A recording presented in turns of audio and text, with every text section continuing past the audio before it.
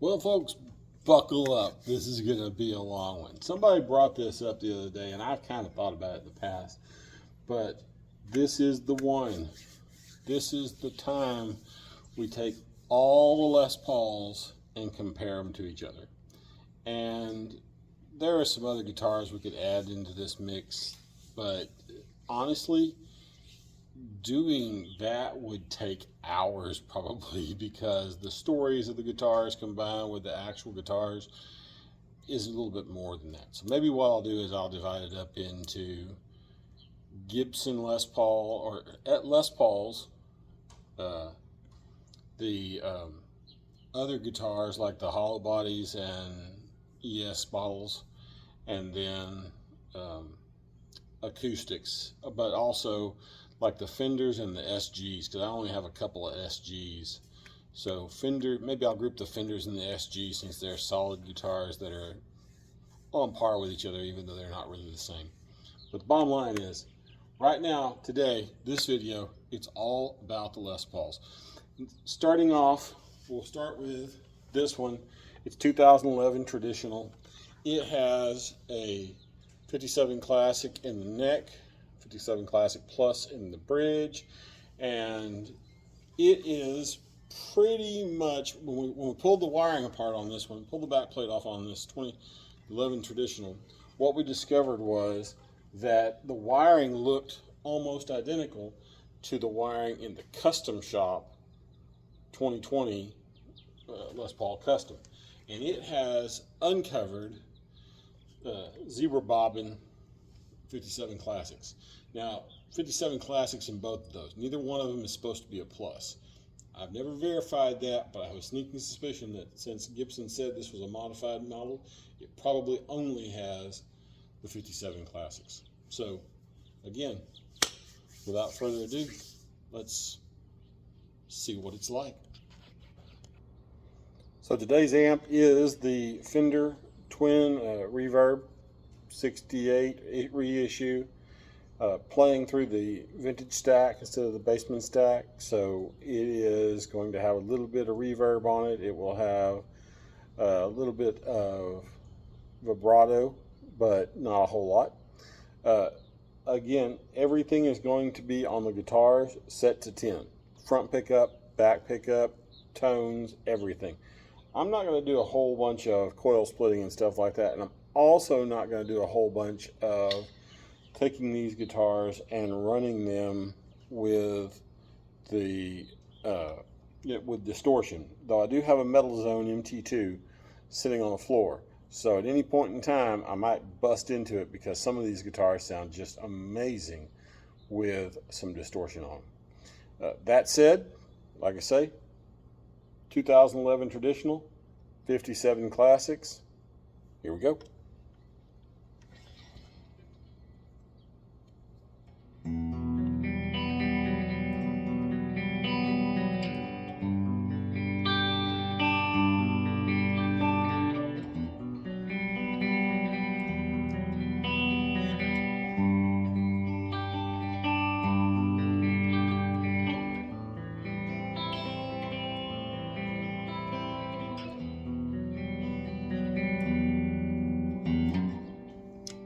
Starting off in here in the neck.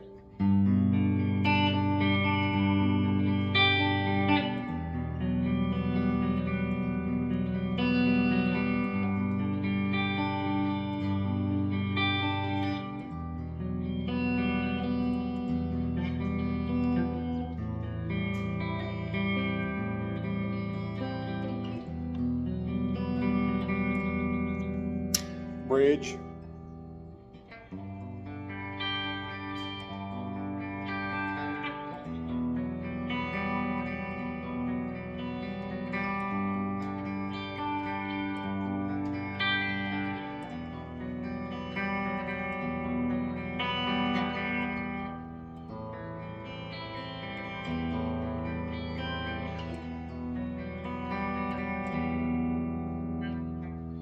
Now this is one of those guitars that I am going to put a little bit of gain on, because it just sounds so good when you add a little gain, especially in the middle on this guitar.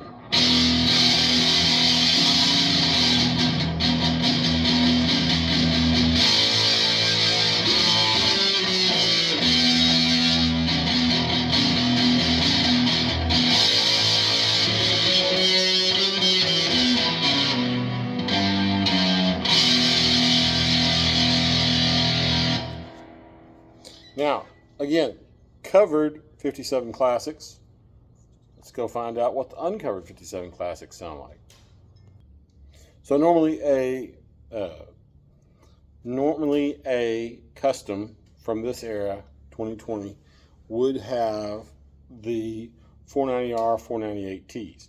This one is a mod shop guitar, and it has uncovered zebra bobbin, 57 Classics in it. So this guitar basically has the same pickups as the 2011 traditional, but there's no plus like it is in the bridge, and these are uncovered. So this will give us a really good idea of what covered versus uncovered sounds like, because other than that, we discovered in the previous video, the wiring looks almost identical. So 9 years worth of difference, but same pickup, same basic pickup setup. Again, everything set to 10. Starting off in the middle.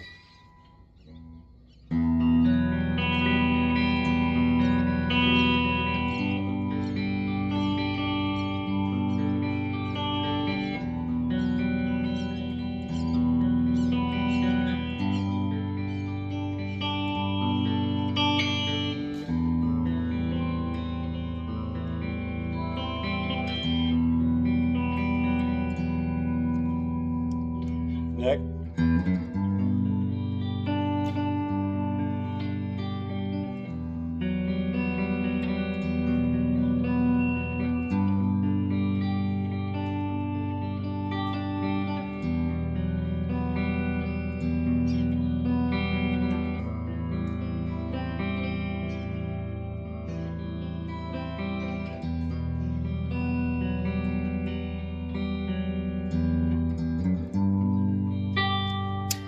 Bridge.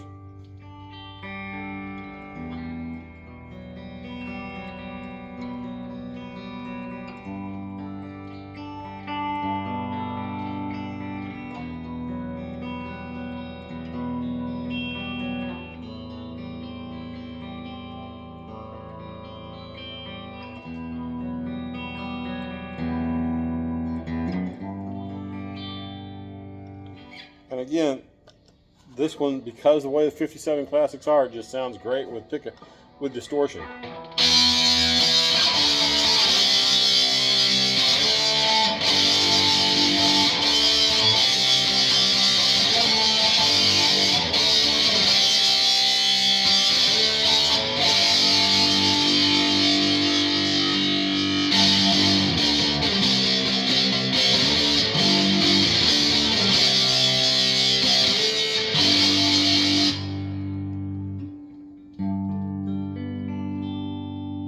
Now, I like the way this one sounds just ever so slightly better for most situations than the traditional does.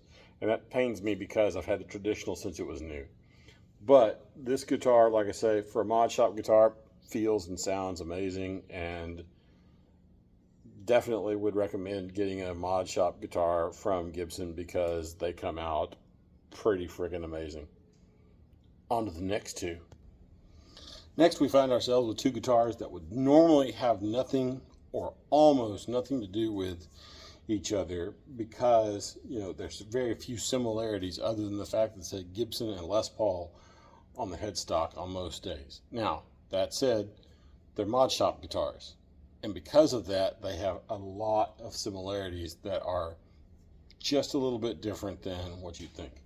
So, these two are a Studio and an R8, and that's probably about as far in the 2020s as you can get away from one particular guitar to the other.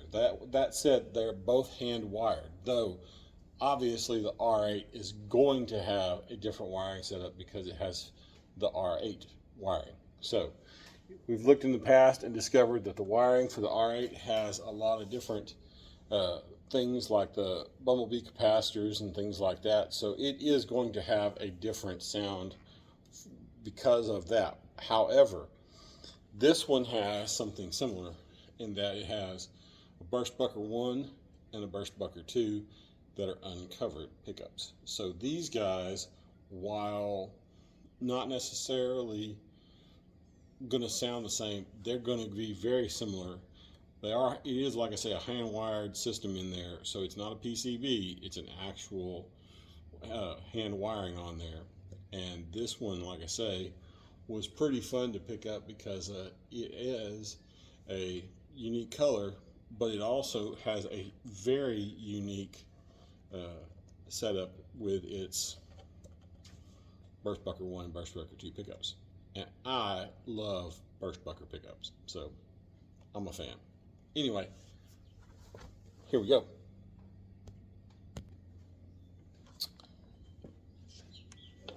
Burstbucker 1. Tell you what, we'll start off on the Burstbucker 1 in the front.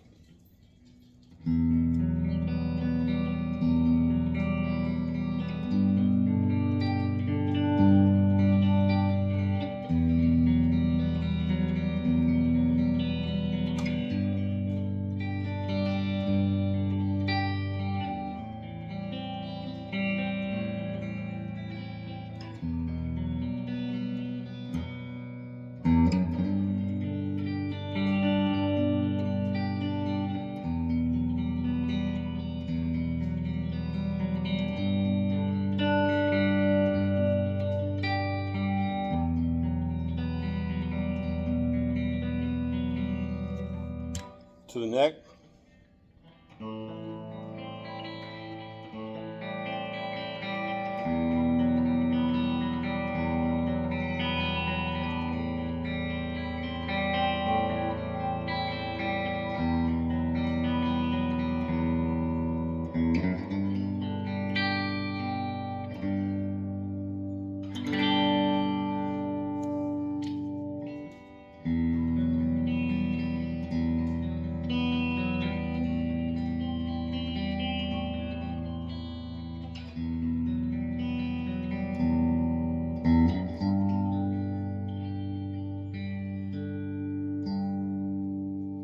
So this is the one you want to pay attention to.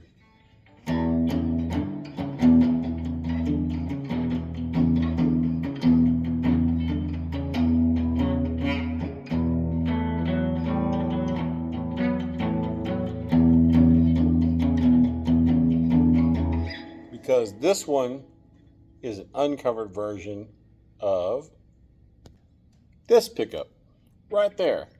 So see, this is the covered version of the one that's on the studio. And that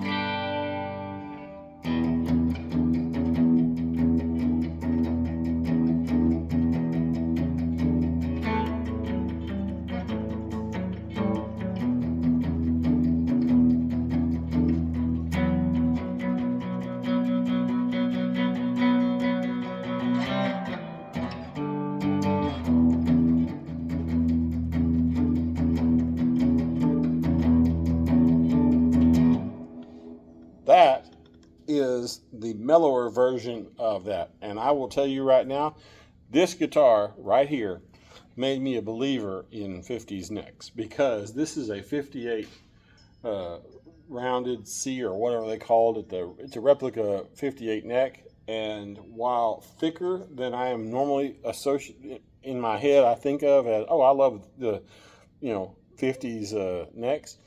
This guitar, I came from shredding Fenders, and this guitar's thick neck made me a fan. So I don't know what they did on this particular neck, but they did it right, and I am in love with it. Now, that said, let's go ahead and check out that Burstbucker 2 in the neck position.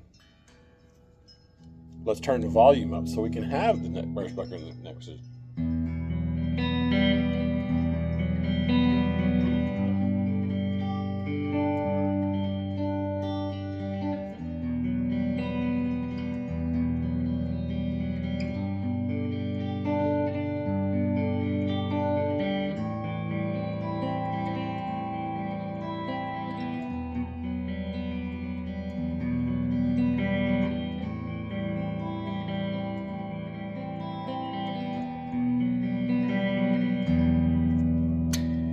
little.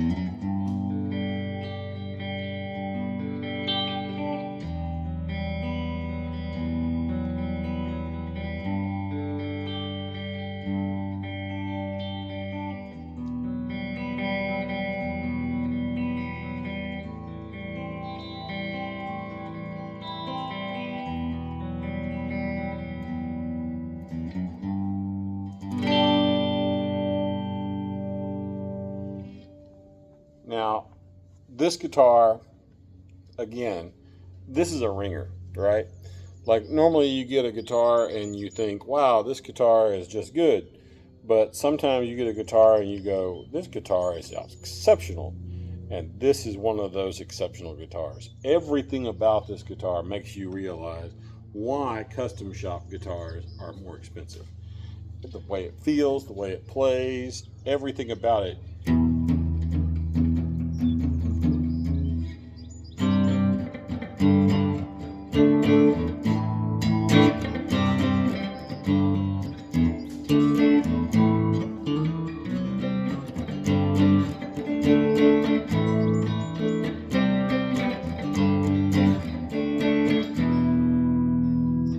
So, at the end of the day, this guitar, like I say, will make you a fan of Humbuckers if you haven't already fallen for them in the past, because it's got the sound.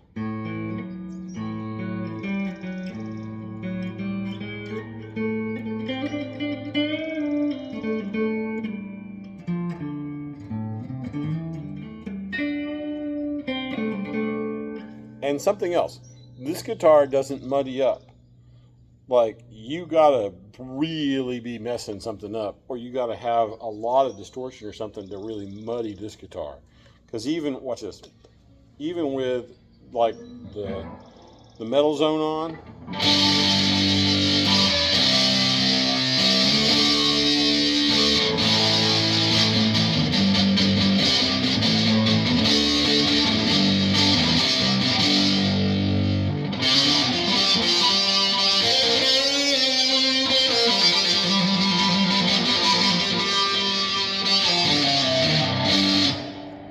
so, like I say, this guitar, probably my favorite in the group, to be honest with you. And that's sad because I have a lot of really nice guitars. But I picked this guitar. If you give me the choice, I will pick this guitar up 10 times out of 10. On to the next group. So two more that really don't share a whole lot in common. But the Classic actually is sporting the 490R and 490T pickups that have been PCB wired to be able to coil split. So this guitar actually has, the Classic is going to give you the ability to do coil tapping, splitting, whatever you want to call it for them. And with that in mind, that guitar is pretty versatile. On the other hand, the Adam Jones Les Paul Standard is just a fire breather, especially in the neck pickup.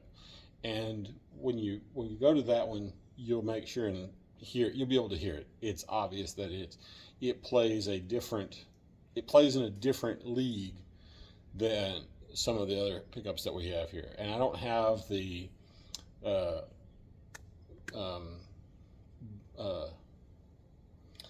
Classic that had the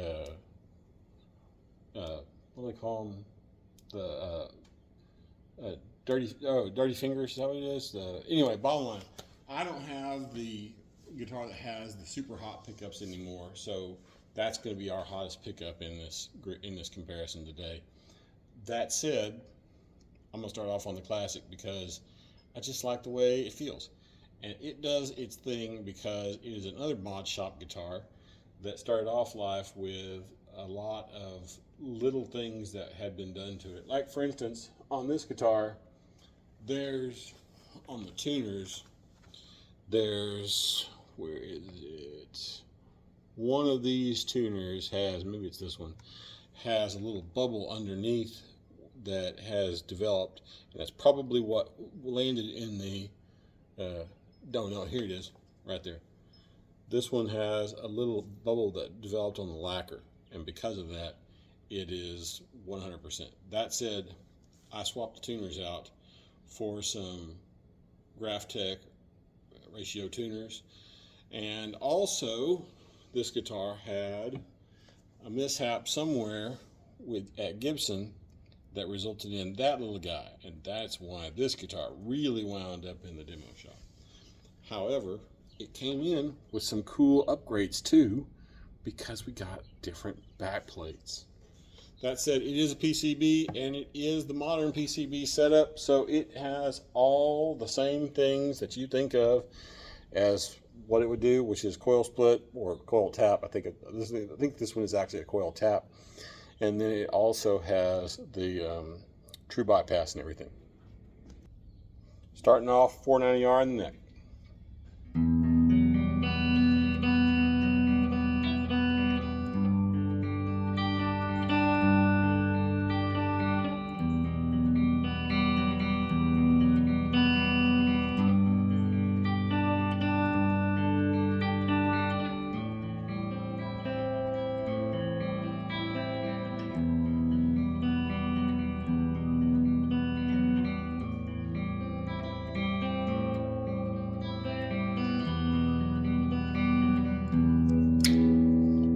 Neck or bridge.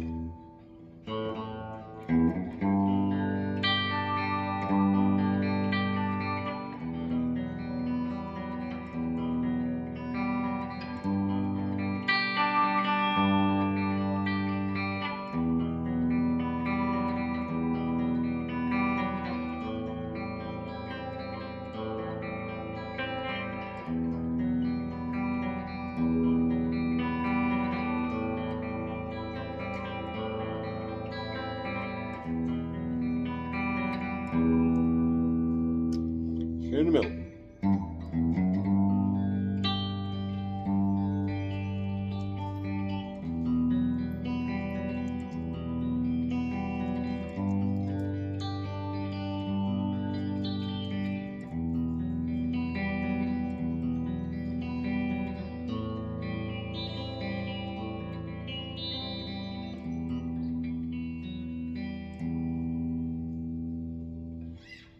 This one has some really nice tones, and it's basically the setup on a Tribute, but with coil splitting.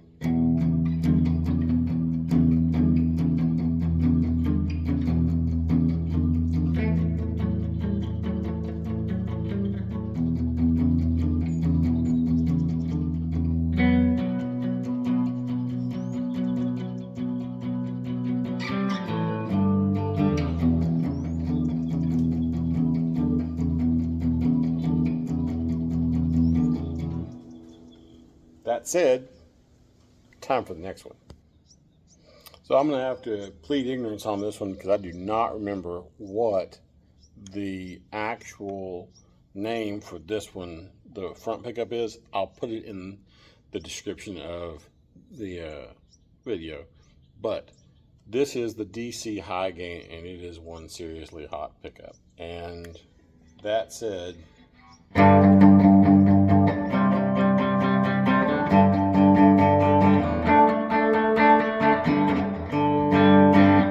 watch this.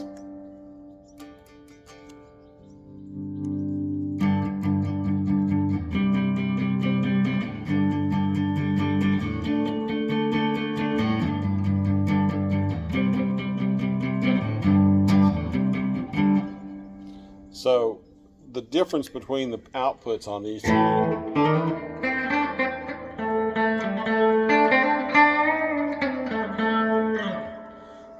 is just dramatic. And you don't, like, if you want to go from a normal sound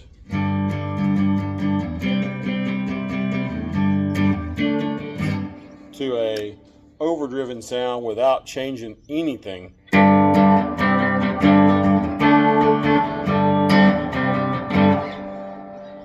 this is the guitar to do it, because it will take you from mild to wild.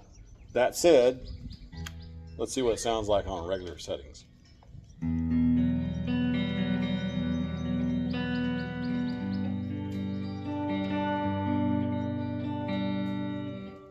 Hang on, that's out of tune.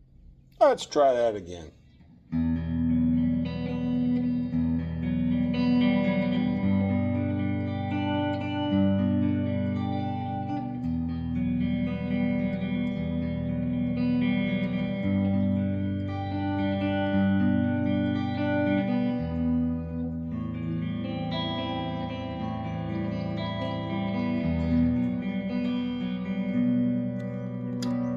Onto the bridge.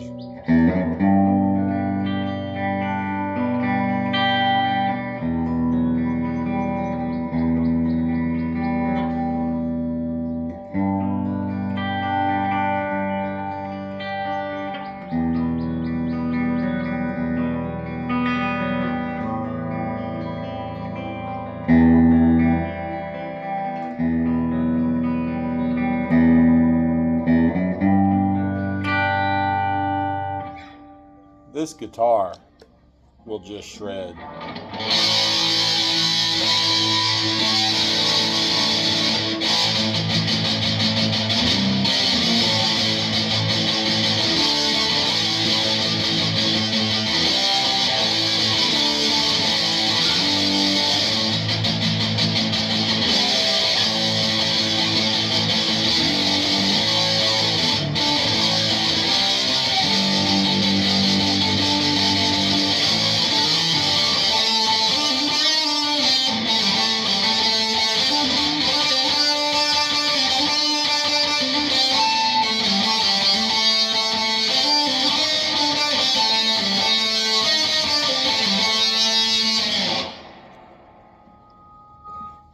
But anyway, that is the beauty of this guitar. Like I said, DC high gain, I don't remember what the front pickup is. I'll put it in the description, I promise.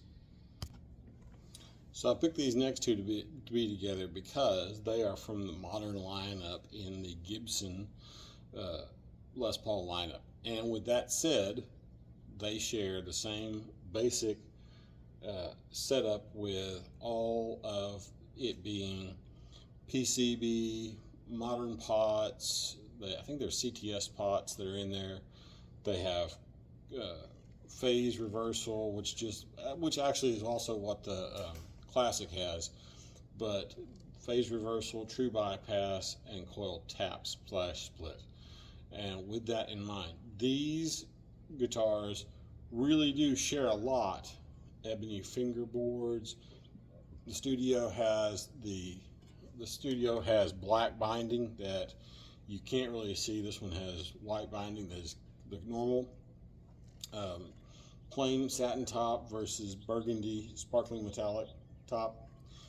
They are at their core very different guitars because 490R in the Studio, 490R, 498T, whereas this one has like first Brucker, Pro Bucker 1 and 2 or something like that. I'll put the actual pickup names in the description of the video, but these guys, like I say, are very similar at heart, but they come about it from a different way, and the appearances could not be more different. Like I say, they're 100% different from each other, though I will say this, they have a lot of nice things about them.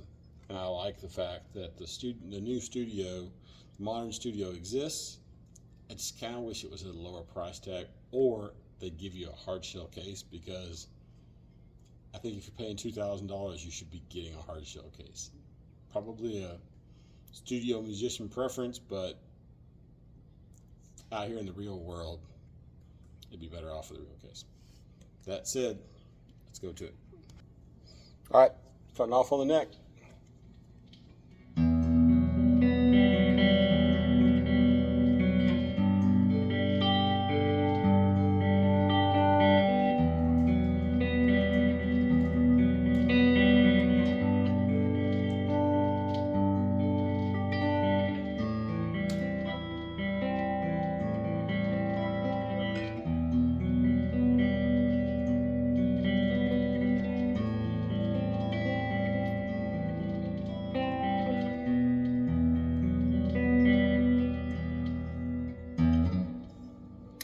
Bridge.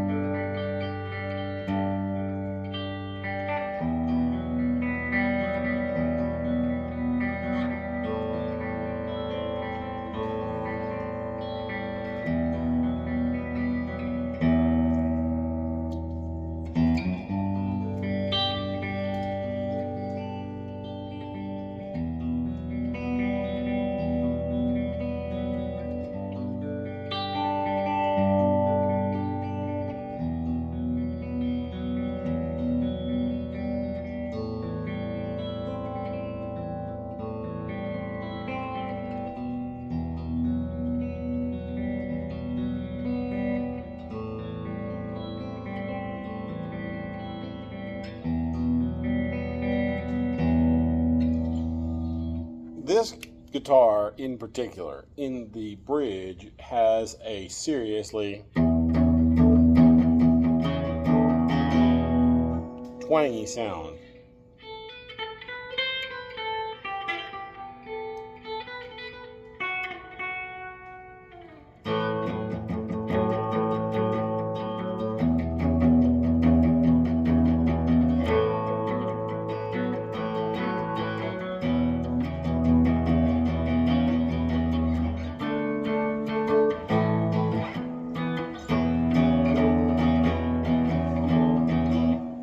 And it muddies up.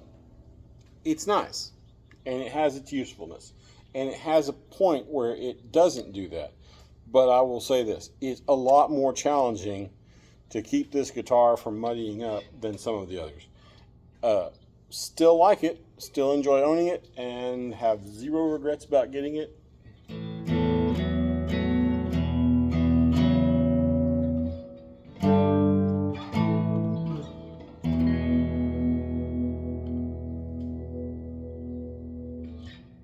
But how does it compare to the studio? So I'm going to preface this by saying that there's a lot about this guitar to like. There's a lot of things that I like about it, and there's a lot of things that I think are absolutely 100% what a studio should/could be. I really wish the packaging was a little bit better, because I feel like maybe a gloss finish with a hard shell case would absolutely benefit this guitar. I also think that it could use a little better setup. I feel like the action's a little bit too low, so I'm probably going to be taking it and restringing it and raising the action sometime soon, because I feel like it's just not quite set up exactly right. That said, it's a guitar, and that's what you got to do with them, is you got to figure out where you want it to be able to make it be your own. This guitar, 490R, 498T, they have the modern PCB, so it has coil splitting, as well as, or I think it's coil tapping, but it's one of the two, as well as pure bypass and phase reversal. So, starting off in the neck.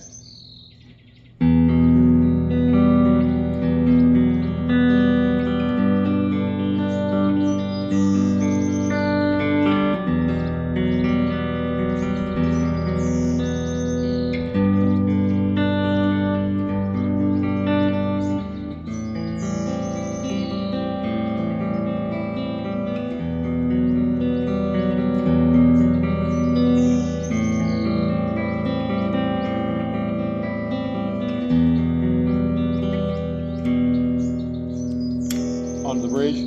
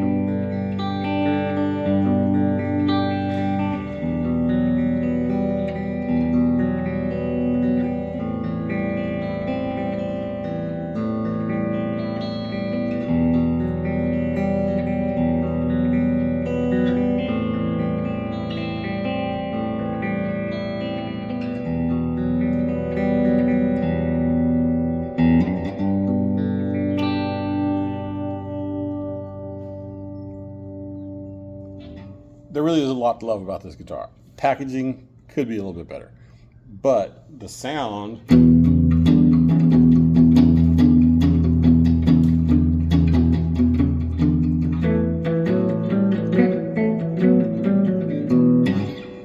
really is great. And 490R and 498Ts really are in Les Paul customs for a reason. They sound great, they feel great, they have a lot of flexibility, especially in this studio, because you can do things like coil split them. I mean, you can go from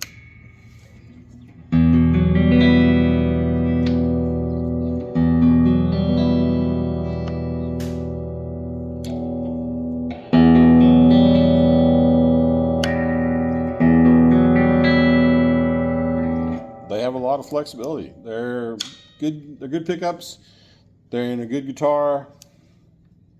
I like the way it looks, but I think it's a little overpriced. But fortunately, that's not up to me. So maybe the consumers will make a decision and Gibson will listen.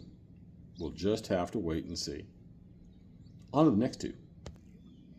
So these next two basically are fraternal twins, or they're not even from the same year, but everything about them is pretty much the same. The pickup outputs are almost identical. The way they feel is almost identical. The wiring is identical. They're separated by 11 years. This is a 2001 wine red. They called it a 30th anniversary, even though that didn't make any sense. But these tops were pretty outrageous from the factory. They absolutely, look the part. They are flame tops, but the gold top Deluxe really is just like what you think of with a Deluxe. I mean, it's a gold top. They made them since the beginning of the Deluxe eras. Mini humbuckers in both of them. Like I said, the output's pretty much the same. I'm just going to do a basic run through. Might do a little distortion on the gold top, but we'll see if that happens or not. So right now, starting off on the neck, 2001 Deluxe.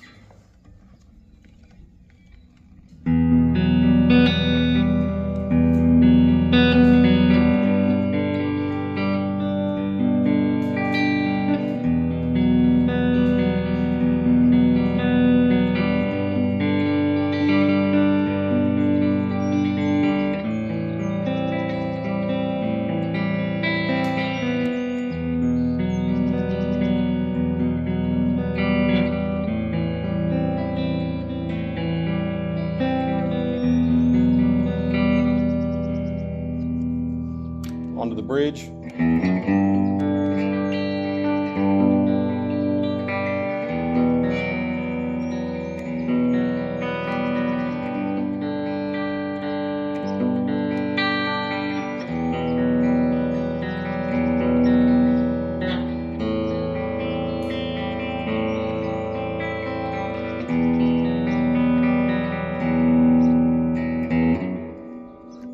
In the middle.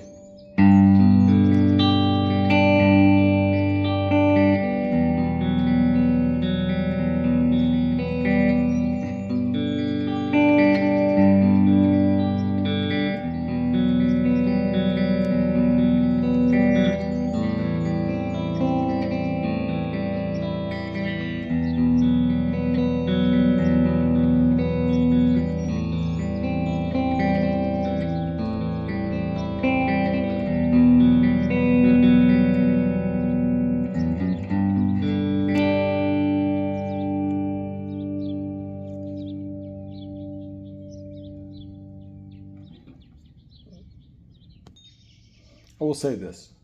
There is one thing about these guitars that's different, and it's this right here. And if you're a gigging musician, this might be a benefit to you, but to me, it's the bane of my existence. And one day I'm going to change this because of how annoying it is to try to push in on this while pulling on the cable. So at some point, I'm going to do away with that. But right now, it's on there, and it is the biggest difference between the 2001 and 2012, and I do not know why they came up with putting this on there in the middle of that, but apparently it was something they decided to try.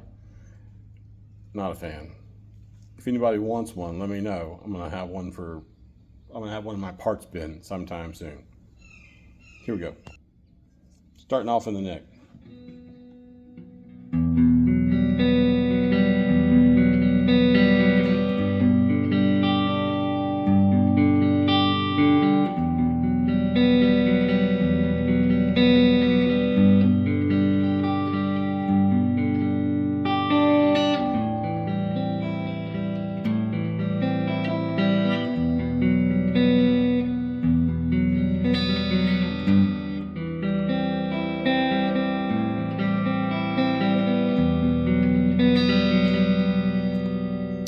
bridge.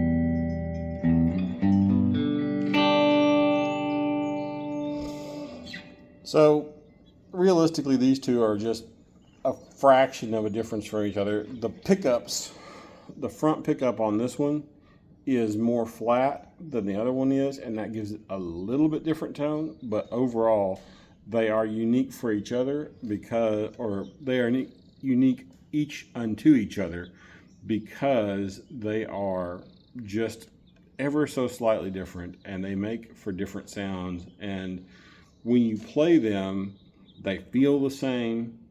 They have the basic setups. I hate that thing right there, but the overall appearance of the wine red is absolutely stunning, especially in bright light. This one, it's just a Les Paul gold top. It's just what you think of as a Les Paul, right? But at the end of the day, this one I like when it's got a little turn down the back pickup neck or the bridge pickup a little bit and throw some gain on, and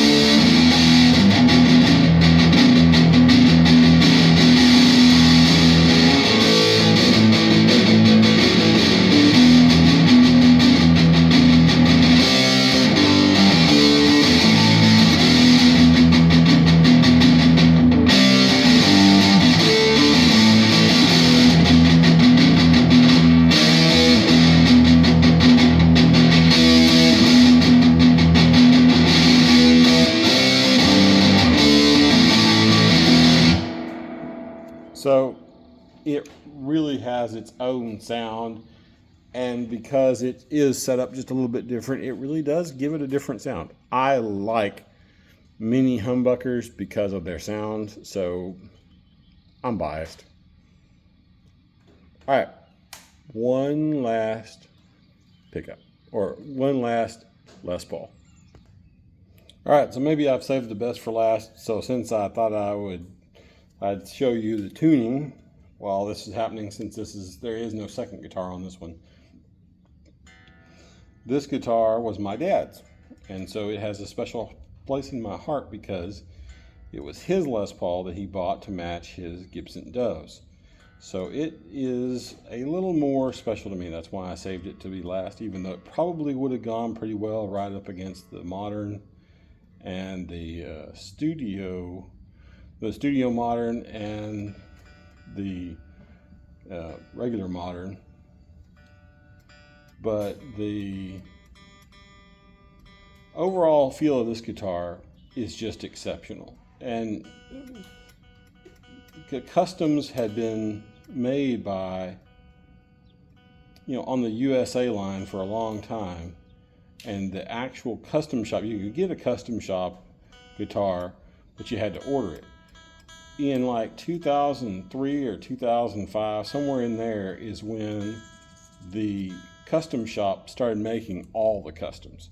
So you went from having a USA made or production line guitar to having a custom shop guitar.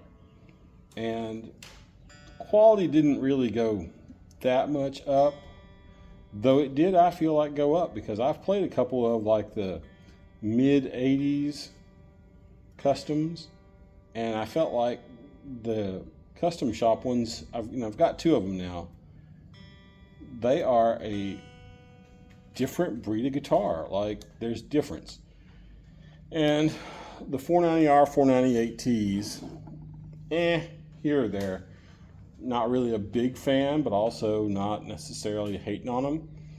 I actually think I like them better in the actual modern, the modern studio, because it has the flexibility of it. But that said, this guitar has a nice warm front pickup sound that is different than the modern studio.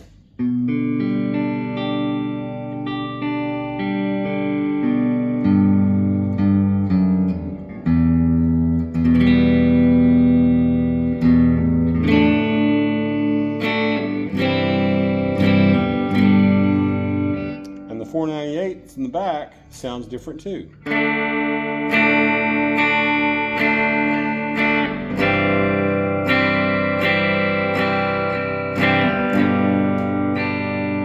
Significantly more nasally sounding than what you get on the modern studio. And I don't know if that's because of the PCB system and the CTS pots or what, but overall, when you play these guitars back to back, there is a difference in sound, and probably the wiring.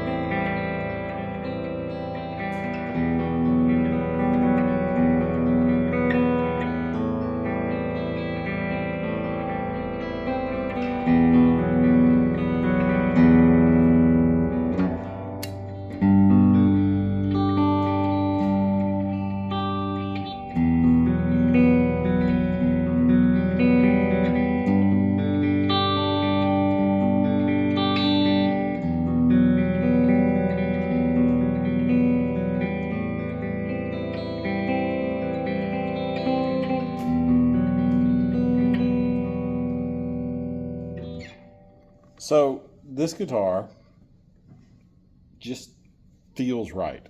And maybe it's because it's my dad's guitar and I have a lot of experience with it. But this guitar just feels right in your hands. And again, the 2020 Custom also feels right in your hands. When you actually play it, you go, oh, that makes sense. So this guitar just does everything right. And even with some distortion on it,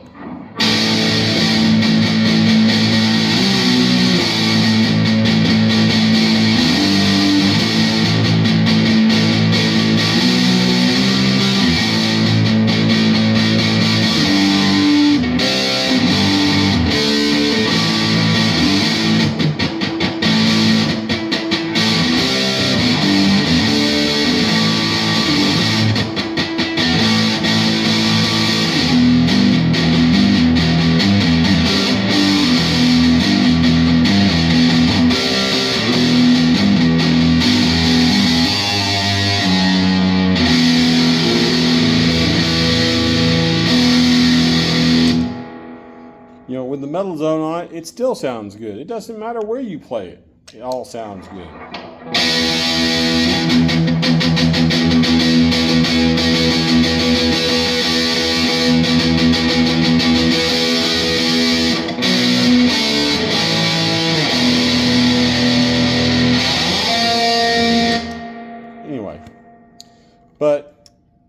this guitar, like I say, is the one that my dad chose, and I don't know why he chose it, but he did, and it's a pretty darn good guitar. The gold plating is starting to show signs of wear. The overall, the guitar is in pretty good shape overall. I enjoy this guitar. I don't think it's my favorite guitar. I do enjoy it. I think if I was going to pick two guitars that I would take to a gig that would make me feel like I had all the bases covered, it's probably the R8 and the Modern Studio, because of how the R8 sounds and the flexibility of the Modern Studio. That said, everybody has their own taste. Hopefully this gives you an idea of what these pickups sound like. It's a long video. I hope you stuck to the end. Like, comment, tell me what you think you'd like to have. If you want to see any two of these or any three of these or anything like that in more in depth, there are videos for pretty much every one of these on my channel. But like I say, if you don't want to do that and you'd like to hear something specific, let me know. I'm down for making content. Next video could be amps, could be the SGs and Fenders. I'm not really sure, but we'll see you in the next one.